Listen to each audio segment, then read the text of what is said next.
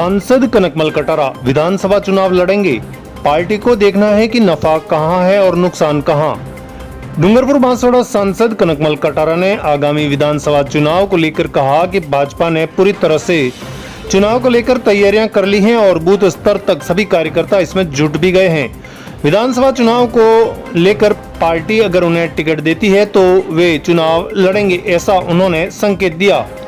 हालांकि फिलहाल लोकसभा सांसद कनकमल कटारा इस बात को स्पष्ट नहीं कर पाए, लेकिन उन्होंने इशारों में जरूर बताया कि अगर उन्हें टिकट मिलती है तो वे चुनाव जरूर लड़ेंगे। आपको बता दें कि पिछली बार लोकसभा सीट से बांसवाड़ा जिले को टिकट दी गई थी और इस बार डूंगरपुर जिले से टिकट मिली थी, लेकिन जब लोकसभा चुनाव में फिर से इस बार बांसवाड़ा के किसी उम्मीदवार को लोकसभा की टिकट मिलना तय है। ऐसे में डूंगरपुर बांसवाड़ा वर्तमान सांसद कनकमल कटारा जो भाजपा में अपनी अच्छी साख रखते हैं और राष्ट्रीय नेता भी हैं, ऐसे में अपनी दावेदारी जरूर जता सकते हैं।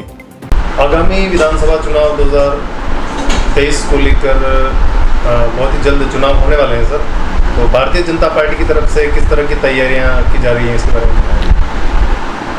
2023 में राजस्थान के चुनाव के लिए भारतीय जनता पार्टी ने पूरी रणनीति बना रखी है और इसके तहत आज विगत 4 वर्षों से भारतीय जनता पार्टी का निचले स्तर तक बूथ और पन्ना प्रमुख तक का काम हमारा जारी है और प्रत्येक व्यक्तिगत पहुंच हो गई है और इसके तहत संगठनात्मक काम बहुत तेज़ी से चल रहा है और अभी भी कई प्रकार की अभी हमारी रथ यात्राएँ निकली हैं और उसके अंदर लोगों की जितनी भी डिमांड थी, उनके क्वेश्चन थे, उनकी मांगे थी, एक अलग से डिब्बा भी रखा था जिसके अंदर ये बात उनकी पर्चियाँ वहाँ रखने का काम हुआ है और अभी फिर विधानसभा में भी निकलेंगी और उसके अंदर भी जो हम आने वाले समय हम क्या चाहते हैं इस क्षेत्र के विकास के लिए क्या करना चाहेंगे वो भी पब्लिक से हम राय लेंगे और वह राय लेकर के फिर उसके बाद हम मैनिफेस्टो में इस बात को जोड़ेंगे। ये काम भी होना है और सम्मेलन हो रहे हैं, हमारे जिला स्तर सम्मेलन हो रहे हैं, हमारे केंद्र के मंत्रियों का यहाँ पर कार्यक्रम हुआ, आदरणीय प्रधानमंत्री जी का कार्यक्रम हुआ है और गृह मंत्री जी का कार्यक्रम भी हुआ। यहाँ पर रथ यात्रा निकली तो अमित शाह साहब गृह मंत्री जी के द्वारा बेणेश्वर धाम से शुरुआत हुई, जो 2500 किलोमीटर क्षेत्र चल करके कोटा में इसका समापन हुआ। आज जिस तरह से संगठन जिस तरह से काम हो रहा है, ऐसा भरपूर हमारा विश्वास है कि भारतीय जनता पार्टी का राज 2023 के अंदर आएगा और निश्चित आएगा और बहुमत की सरकार बनेगी। सागौड़ा विधानसभा क्षेत्र से किस तरह का चेहरा रहेगा दावेदार का? दावेदार है, ठीक है, अभी तो सबकी डिमांड है, आकांक्षी लोगों की संख्या भारतीय जनता पार्टी का ग्राफ बढ़ते बढ़ते इतना हो गया है और इतने कार्यकर्ता हो गए हैं, तो उसके अंदर अब स्वाभाविक बात है कि हर आदमी कोई आगे बढ़ना चाहता है, अपनी इच्छा रखता है, वो आकांक्षी लोग हैं। इनकी पहचान के लिए समय समय पर उनसे बात की जा रही है, उनसे बायोडाटा लिया जा रहा है और उसका जो प्रांत स्तर पर और केंद्र लेवल पर भी सीधा उनका सर्वे करके उसके अंदर परीक्षण किया जा रहा है। जो उपयुक्त होगा कि ये इस क्षेत्र के अंदर सागौड़ा विधानसभा के अंदर जो होगा उसको जो भी पार्टी टिकट देगी वो कमल का फूल लेकर के आएगा, ऐसा मानकर सब एक होकर के काम करेंगे और यहाँ की सीट चारों डूंगरपुर जिले की और 5 हम बांसवाड़ा की इस बार निश्चित रूप से जीतेंगे, ऐसी हमारी तैयारी है। इस बार के चुनाव में सर बीटीपी के अलावा बीएपी यानी कि बाल पार्टी भी चुनाव मैदान में उतरती है, तो इसका कितना असर चुनाव पर हो सकता है? देखिए बीटीपी और बाप, अब मैं सोच रहा हूँ कि ये तो स्थानीय पार्टियाँ हैं और स्थानीय पार्टियाँ कितने पानी की बुलबुले की तरह जिस तरह की स्थितियाँ हो गई हैं, क्योंकि प्रतिनिधित्व की करने मिलता नहीं, काम तो ज़मीनी करना पड़ता है और समाज में रह करके समाज के अंदर जैसे भी भारतीय जनता पार्टी काम करे, चिकित्सा, शिक्षा, पेयजल, सड़क, पानी, ये व्यवस्था है जो स्वीकृत करके काम करने का जो सरकार जिसकी बनती है वही करता है, बाकी तो नहीं कर पाते ना। आज 2 विधायक जीते, वो भी यानी कि सरकार को बनाए रखने के लिए भी इन्होंने कुछ करप्शन का इनके ऊपर आरोप लगा, ऐसे ही राज्यसभा में भी मतदान करने के लिए इनके ऊपर आरोप लगे भ्रष्टाचार के। ये बात ले करके नियम ये बनाया था बीटीपी ने कि एक बार ही लड़ेगा, लेकिन अब वो नियम तो हट गया क्योंकि सक्षम हो गए, इसलिए अब ये होना गया कि हम तो लड़ेंगे ही लड़ेंगे। तो बीटीपी की 2 फाड़ होगी और उसके अंदर बाप पार्टी है ना, भारतीय आदिवासी पार्टी के नाम से इन्होंने एक नई पार्टी बना के एक विधायक ने और पार्टी नई बना ली।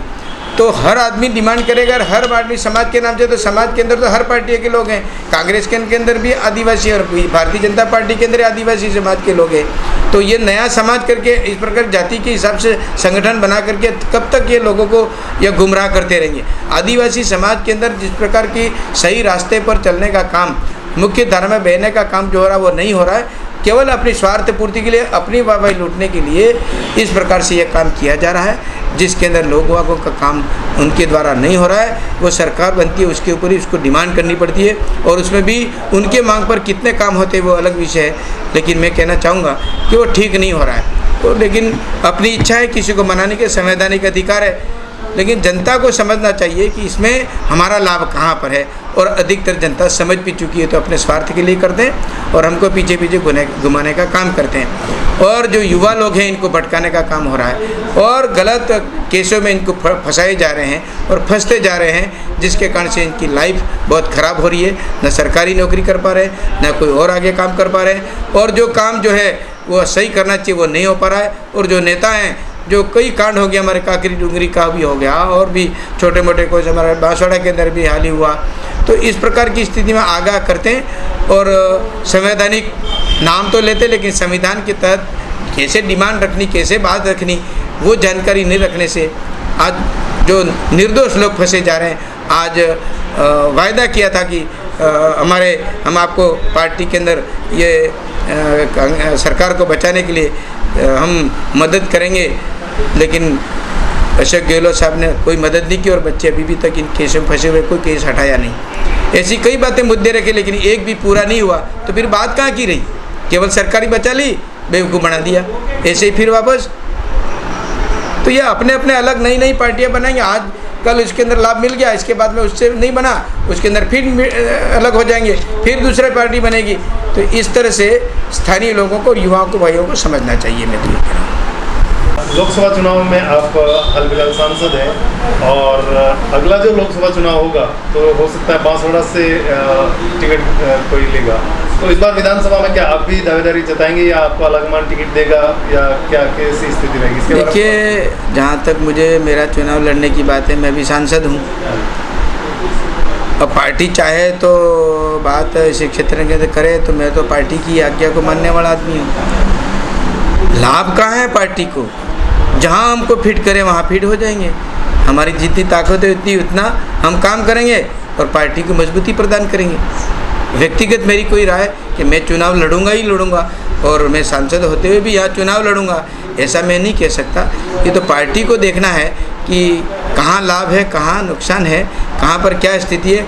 ऐसा चाहे कोई अगर कोई जिम्मेदारी देते हैं तो पार्टी की जिम्मेदारी को मैं मना किया नहीं अभी तक। और है जो बात होगी तो हम इसमें निश्चित रूप से उसका पालन करेंगे। नहीं तो हम सांसद तो हुई, मैंने अभी कोई मांग भी नहीं रखी है कि इस तरह की बात है। लेकिन लगता है पार्टी को और यह क्षेत्र के लोगों को मेरे आने से यहाँ पर इस क्षेत्र का भला हो सकता है किसी पद पर रहते हुए, और इस दृष्टि से मुझे बात कहते हैं तो एक अलग विषय है। हम कार्यकर्ताओं के साथ में मिलकर राय बनाएंगे और राय बना करके ये स्थिति है तो इसको कैसे कर सकते हैं वो करेंगे। अभी मेरे इस विषय में मैंने कोई व्यक्तिगत पहल नहीं की है। वो पार्टी को सोचना है, क्षेत्र के वासियों को सुनना है, यहाँ के हमारे सब बंधु हैं जब पार्टी कार्यकर्ता, इनको सोचना है कि यहाँ का लाभ हमारे को किस तरह से है। हम तैयार हैं। सागवाड़ा लाइव न्यूज, जी हाँ, लेटेस्ट खबर पाने के लिए चैनल को सब्सक्राइब कीजिए, वीडियो को लाइक कीजिए और शेयर कीजिए। धन्यवाद।